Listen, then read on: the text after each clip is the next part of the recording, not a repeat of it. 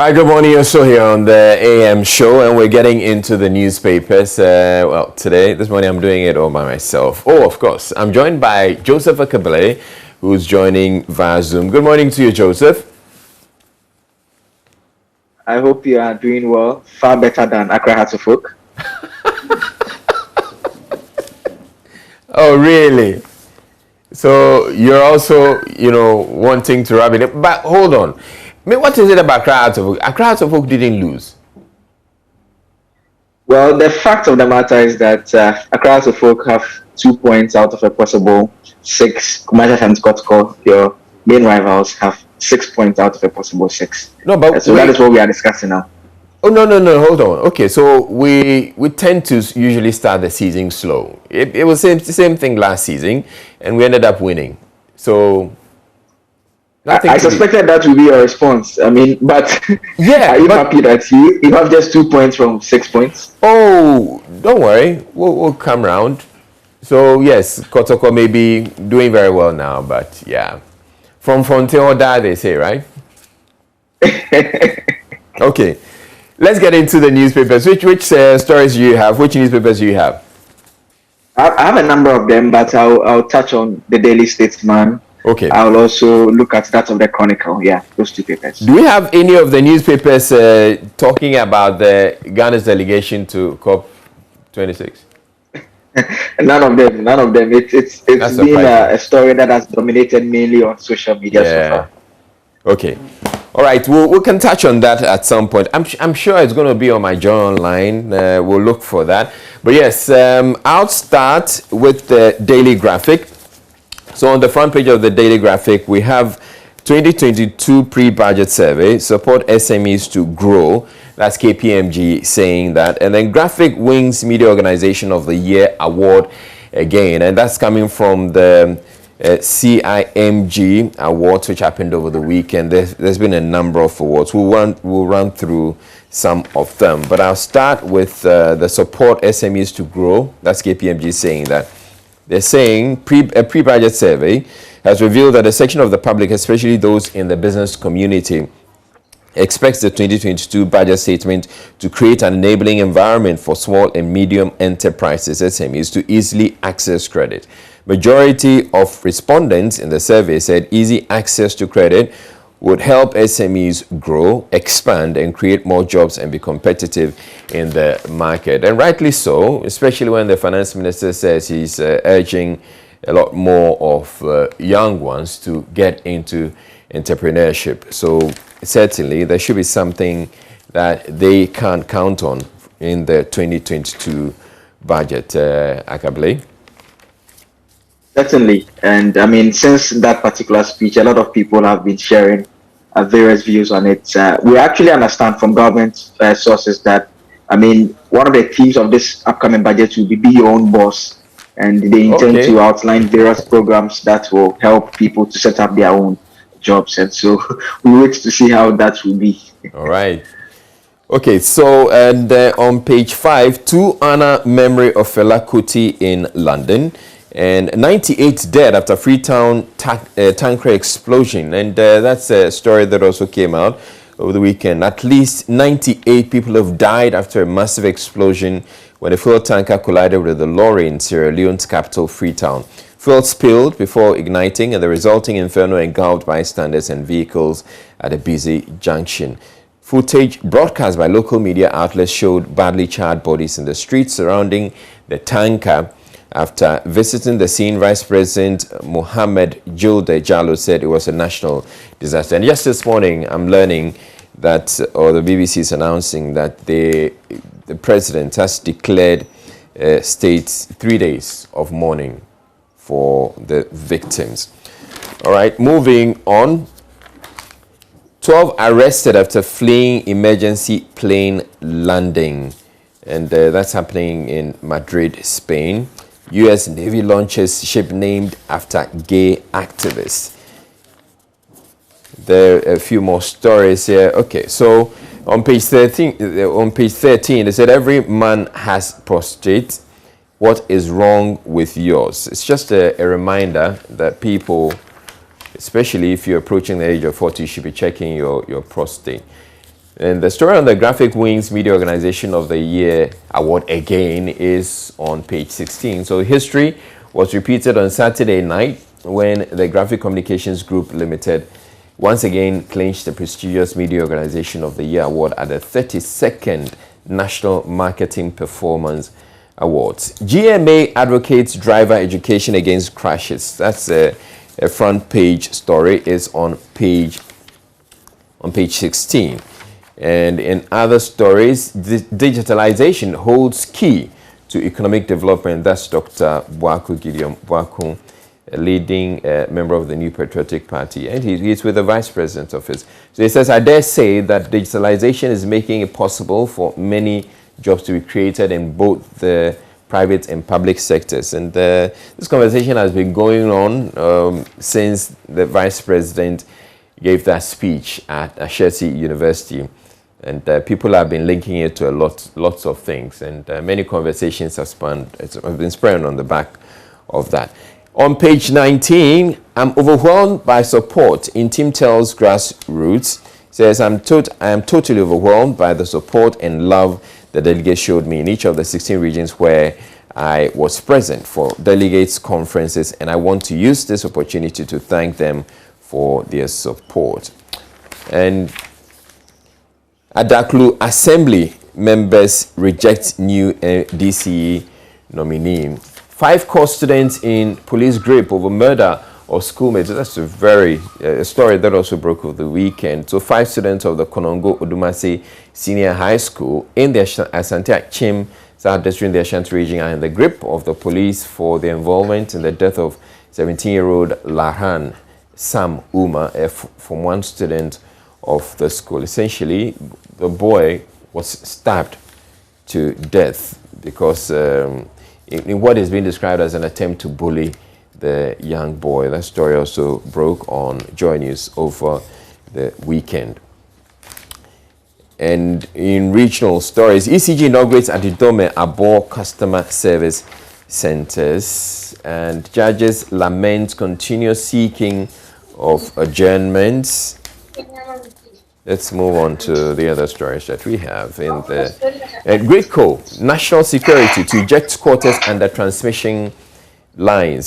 So we're talking of 161,000 to 330,000 volts. Ordinary 220 volts in our homes can easily kill people. So you can imagine thousands of volts. So the Ghana Grid Company is talking about collaborating with the national security to eject squatters and traders who ply the activities under the company's transmission line. So the GRIDCO has in the past been trying to get rid of structures that spring up under these pylons, but now they're saying that they're going after the people who ply the traders, squatters and traders who ply the activities there.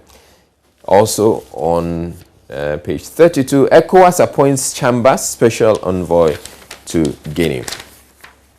We're moving to the center spread, I believe. Where there's a news feature, COP26, why Ghana's still voice needs loud response. And Miss Agriculture Ghana entices young ladies into agric. Opong Nkrumah engages young entrepreneurs, and Communications Minister and a digital leader of the year. And COVID-19 has shown us that after God comes technology, hence the need to celebrate industry players and organizations who are driving the digital agenda. So it was at an award organized by Gita. And moving on to the other stories that we have in the Daily Graphic, before I come to you, Joseph, who is standing by with the other stories in the other newspapers. Why considering interventions to reduce exam malpractices? And 6-unit classroom block inaugurated at Kateko. Children growing up in conflict areas worrying. That's a Swedish ambassador. And government cautions public about QNet. The victims are stripped of their valuables, held hostages under squalid conditions, and forced to commit to QNet services by signing a contract under duress. So I'll bring you a bit of this story. So the government has cautioned the public, especially the youth, to be wary of the activities of QNet, a company that claims to offer jobs in some African countries. The Deputy Minister of Information, Ms. Fatimatu Abubakar, told a news conference in Accra yesterday the victims of QNet ended up as hostages in Cote d'Ivoire, Togo, Mali, and other countries under deplorable conditions. So you have been warned. You need to be wary of this organization, QNet. They say UDS Anes Na Al Hassan and Dani. And see which of the stories we have. In business, interest rates will drop. Republic Bank MD optimistic. Engineering Council Board inaugurated. And constitutional relief for wrongful conviction imprisonment too. That's a methodology of compensation. That's an opinion piece here in the Daily Graphic. And coexist for development. Sudoku chiefs urges subjects. The McCarthy Hill residents sue to stop cement factory. Now in sports, Destiny are for Milo as Stars Bafana battle for World Cup slots. Awako's transfer saga only have no case as Pobi Jonathan Pobi, a veteran football administrator, saying that AU approves Ghana as 2023 African host games. And on the back page, this will excite you, Joseph Akable. Kotokotein Bechem United at I'm waiting for you to get there. So Kotokotein Bechem United at Babayara Stadium and the Legon City's PIP RTU 3-2. So here are the scores from the Ghana Premier League matches played over the weekend. Kotoko 2, Bechem United 0, Adriana 1, King Faisal 3, Chelsea 0, Wonders 11 Wonders 0, Wafa 1, House of Oak 1, it was a drawn game. Elmina Sharks 1, Dreams 3, Ashanti Gold 1, Karela 1, Legon Cities 3, RTU 2, Olympics versus Lions late kickoff, and Mediama versus Gold Stars will be played tomorrow. Okay, so Akable, you're happy, right? I mean, you are reporting the news. I mean, just facts only. So I don't have any emotions attached, but okay, they are very good stories indeed that we brought us. But some other stories in terms of the headlines, I have that of the Daily Statesman. It reports 5 students in police custody over murder of colleague. The Ghana Police Service actually issued a statement late last night. They are saying that they will arraign the students this morning, and gives additional details that these were students who were engaged in a bullying spree, and they attempted to bully that particular student, and there was a bit of a resistance, and so they attacked the Form 1 students, and that resulted in one of them who had a knife using it to stab that particular student they were trying to bully, and so they'll be taken to court this morning. Government committed to quality education, Baumia assures, also on the front page of the Daily Statesman, and President meets ECOWAS leaders over Guinea and Mali. You can find the details of that story in the Daily Statesman. To the Chronicle now, the front page reports that daring gunmen shoots naval officer close to Michel Camp and boat with his 800 cedis. And Mali sinking into crisis is also one of the headlines from that particular ECOWAS engagement. And man 38 jailed 20 years for attempting to sodomize a minor. And KMA uses 240k BRT cash to pay S. Gracia. Greco warns public don't stay under transmission lines.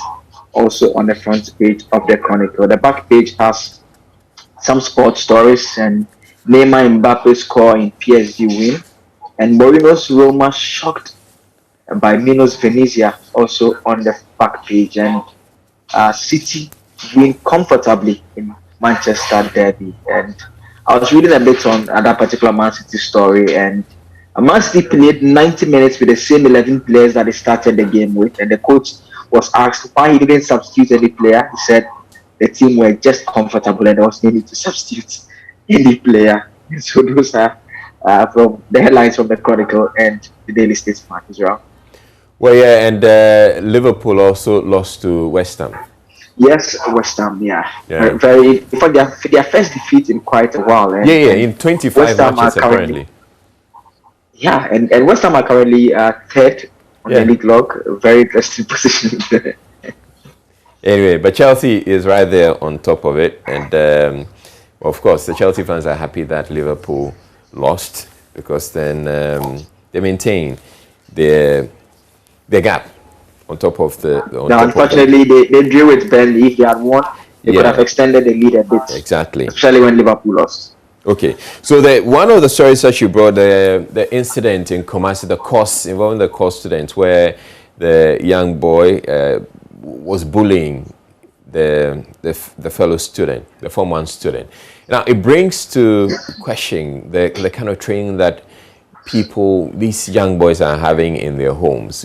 This is a conversation that we had several times, and it seems we can't seem to get around this problem, and these things will continue to happen.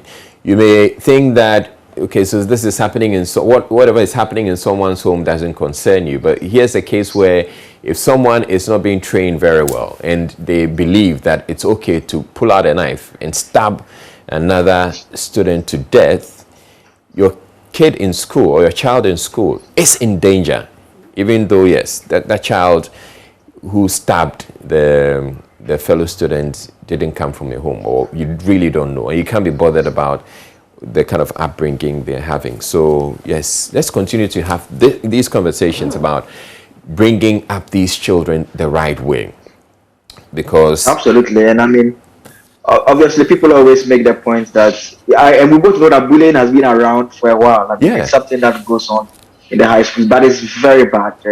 I personally have terrible experience of being bullied all over. I mean, it's something I never did when I was in final year, and I always try to intervene on people's behalf. It's simply assault and battery. Why do you want to beat someone up, to toughen them, to create some non-existent SHS culture that after school becomes nothing? I mean, people bully us, we see them after school, and we are all friends. I mean, some of them, we help them. Some of them, they help us. I mean, so there's really no culture that we want to really maintain in the form of that bullying, which is purely crime. ECOWAS condemns terrorist attack in Mali. Tidal waves wreak havoc again, sweep through Adina, Mutinu, Blekusu in Ketu South municipality. And this is a conversation we're going to be having on the AM show. 600 residents rendered homeless. That's what the Ghanaian Times is reporting, but we're understanding that it's quite a bit more.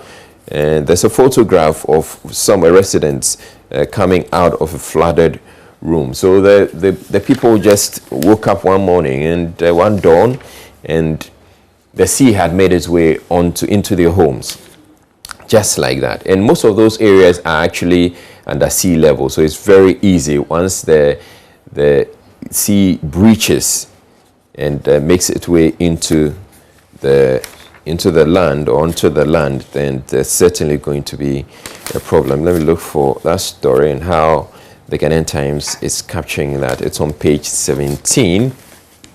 So yes, about 600 residents of Adina coastal community in the Ketu South municipality of the Volta region were yesterday displaced when the ravaging sea swept through their homes and destroyed property.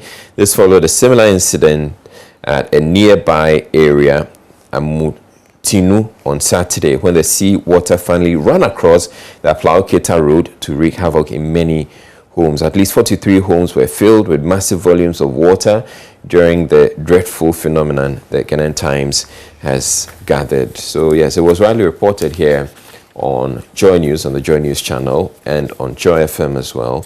And we'll be having a conversation. We're getting to find out what's the very latest is on that story. Then Irish youth attack Akachi police over death of suspect in custody. 2 suspects in custody over robbery at Adenta. And then police launch manhunt for man 40 for attacking ex-girlfriend with hammer. All right. Ethiopia urges soldiers to fight against rebels. Dozens convicted as Italy begins huge mafia trial. And the incident in Sierra Leone is here also in the Ghanaian Times. Scores dead in Sierra Leone tanker explosion. CRI adjudged CIMG not-for-profit making organization of the year 2020. So that's a child-centered organization, Child Rights International, has been adjudged by the non-for-profit making organization of the year. This year's Chartered Institute of Marketing Ghana, CIMG Awards. And is wearing of nose mask abandoned, though COVID-19 still exists? That's the question. It's a feature in the Ghanaian Times. And yes, if you look around town, a lot of people have abandoned the nose mask. But yes, COVID is still very much around. And we're warned that if we don't, or we let our guard down, we probably may be having, if a fourth wave comes through, it may be severe for us. So please don't abandon your nose mask. Now, review of Kwesi Redu's philosophy through the cultural lenses is a feature in the Ghanaian Times. Rejection of MCE triggers tension between chiefs, assembly members. Okay, that's on page 11. Let's get to COP26. Ghana submits updated document on global warming to UN Climate Change Secretariat. And China resources into production of goods, services for benefit of African continent. That's Dr. T. And IFRG holds confirm on rising debt in Ghana. That's a Islamic Finance Research Institute, Ghana. Okay, UDS introducing new courses to help address countries' development. And President opens Jethro Country Office. CK Teda University scraps admission form fees. Okay, that's interesting. To enable poor, needy students to access institution. That's interesting. The CK Teda University of Technology and Applied Sciences, CK UTAS in Navrongo, has scrapped admission form fees to enable poor and needy students seek admission into the institution at no cost. That's good. Prospective applicants with the entry requirements are only expected to log on to the website and complete the admission form online. So those of you seeking tertiary education, CK Teda University is not charging you any admission form fees. Ghanaian teacher among 10 finalists vying for $1 million Global Teacher Prize 2021. Governor touts importance of corporate governance in building businesses, and economic management teams receive thumbs up. All right, some OMCs increase fuel prices at the pumps. Yes, Akabele, I know this is something that you have been following, and I've seen you posting photos of the billboards at many of the at some of the filling stations, and the fact that we're now, it started with Total that went to 690, so they increased the fuel price to 690, and then Goil has subsequently also gone up. Over the weekend, I was telling someone that, I mean, a liter of petrol will break the 8 before anyone attempts to break the 8. And so, yeah, it's rising quite fast. And the transport operators, I mean, that's the issue of major concern now. They're actually monitoring keenly, and they may adjust prices to reflect, because obviously they're spending more now. And once that happens, I mean, you know the effect it will have on all aspects of human life. I mean, those who sell, and those who go to anything they do, I mean, they always move around in a vehicle, and so obviously everyone will be affected. And unfortunately, we spoke to the MP on Friday, and they make the point that, I mean, there's really nothing that government can do at this point in time, unless it decides to again scrap some more subsidies or come in to attempt to cushion the consumers. Beyond that, really nothing can be done, especially because of the rise in world prices. Yeah. Okay, so yes, you can say there's pretty little that government can do, but yes, government can also decide to scrap some of the taxes, because yes, if you look at the tax component of the fuel price, it's quite significant, so it can be scrapped. But then the argument too is, if government decides to scrap the taxes, then some other things are going to suffer. Government would have to spend the taxes, the revenue that comes from taxes, to develop and to pay for other things. But if you scrap it, then those things would have to sacrifice those ones. So yeah. Let's get to sports. Pressure mounts on Ole after Derby defeat. So there are those who are saying that Ole should go. There are others who are saying we should give him a chance and Ole should stay.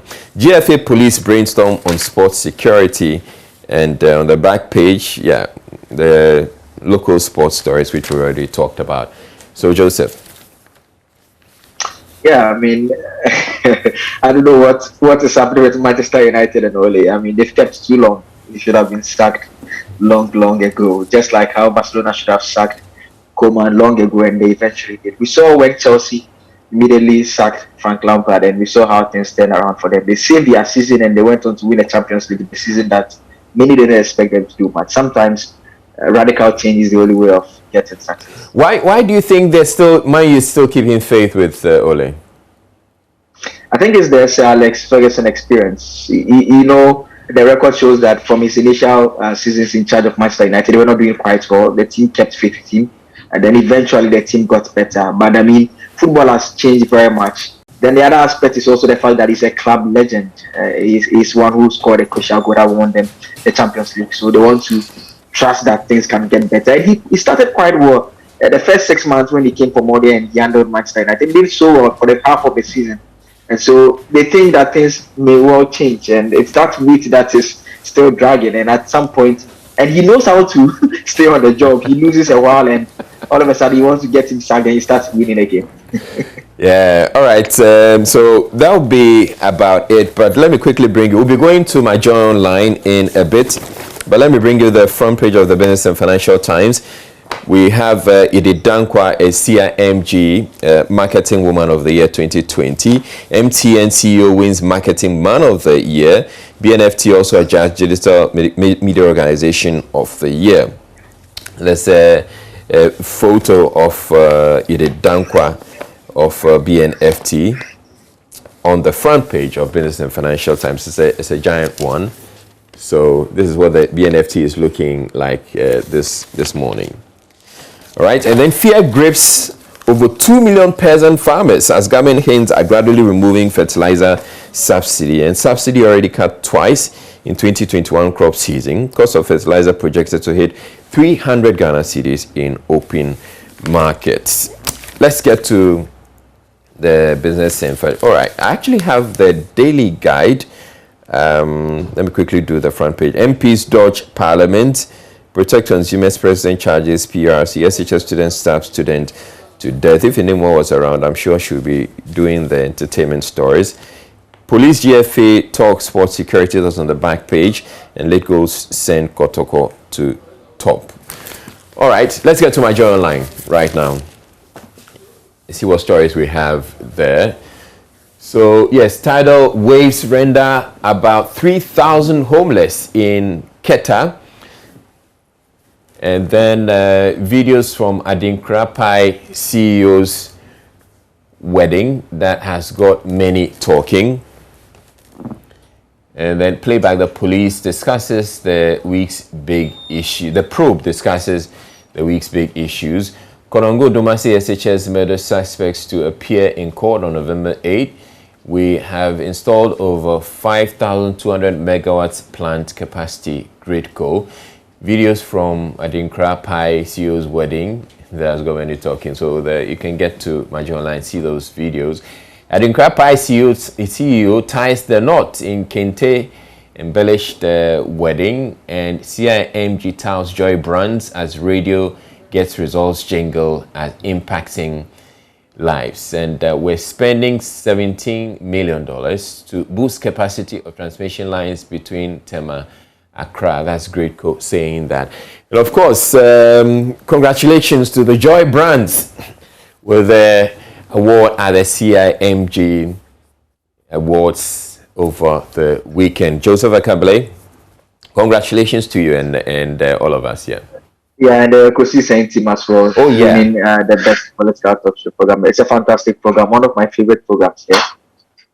Okay, so to Osebunsu and Dominic Isiabo and the rest of the team there handling that, we say congratulations to you. But thank you very much, Joseph, for joining us for the news review. Have a wonderful day. And yeah, Accra Hearts of Focus is going to bounce back, don't worry. Yeah, waiting.